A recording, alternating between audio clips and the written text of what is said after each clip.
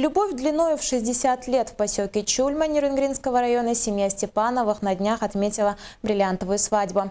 Об истории крепких отношений расскажут наши коллеги из Южной Якутии.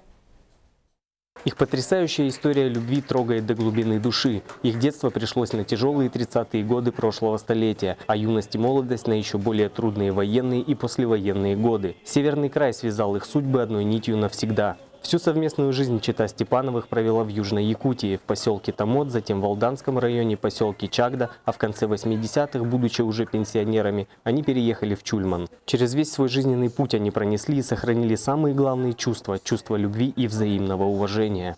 Замечательные, замечательные. Это же бывает очень редко. Я доволен этим мероприятием. Ну, то также 55 лет мы проводили в этом же кабинете.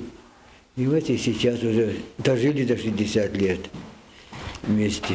Поистине, это необыкновенное событие, и самым потрясающим в нем является то, что, пройдя через все испытания, чета Степановых и сегодня на второй половине 9-го десятка сохранили нежность друг к другу и вкус к жизни. И, безусловно, являются замечательным примером крепких семейных отношений и преданности друг другу в наши дни. Игорь Акимов, Галина Якимчак, Семен Амосов, НВК Саха, Нерюнгри.